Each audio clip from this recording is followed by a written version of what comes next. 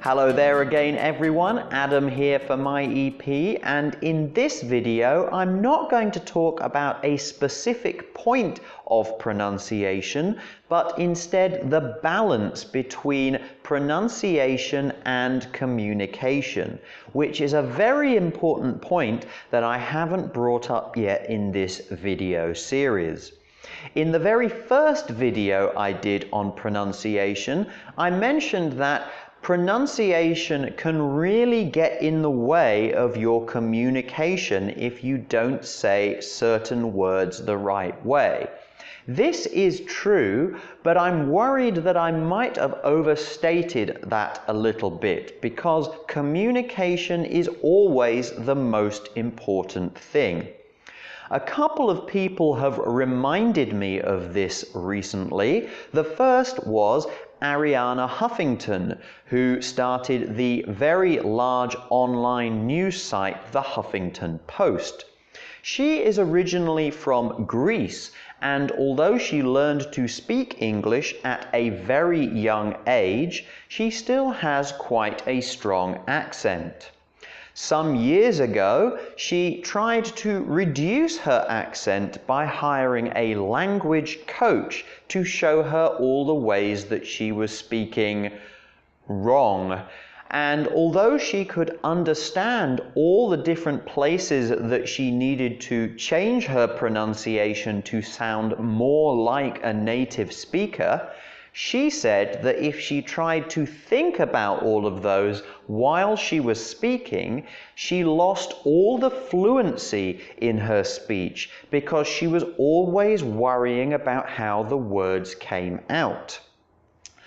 The other place I've heard this mentioned is the All Ears English podcast, which is presented by a couple of very nice American young ladies, and they believe, as they say, in connection, not perfection.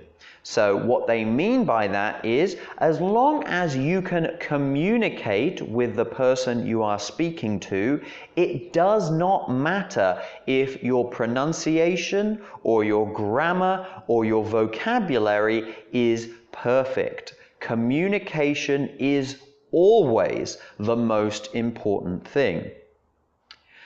So all of this might sound like it's going against what I've been talking about in my pronunciation videos. And in a way, that is true. But that's why I wanted to make this video, to make it clear that when I am giving these tips on pronunciation, it's not because I think your pronunciation needs to be perfect all the time. But over time, maybe many years, you might be able to find certain words which can improve your communication if you can naturally learn to speak them with less of an accent.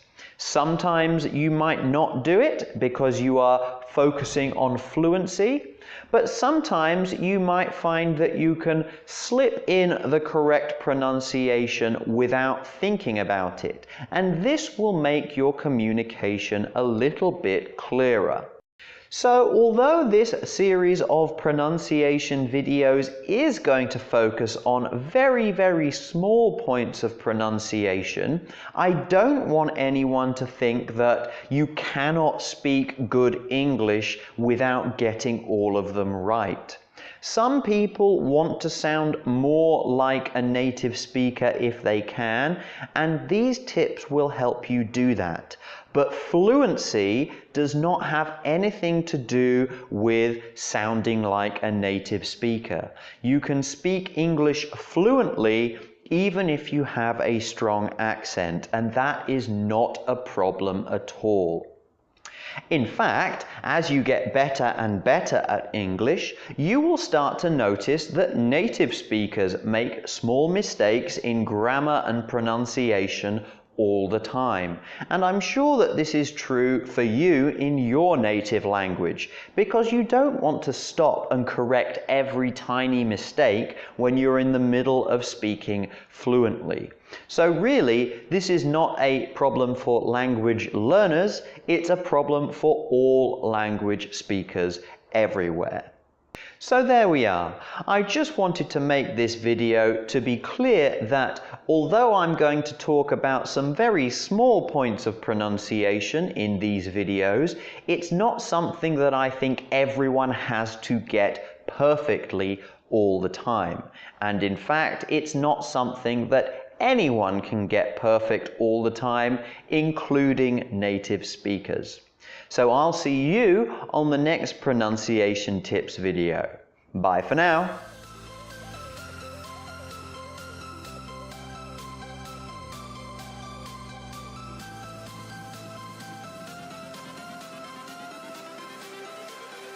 Everything changes.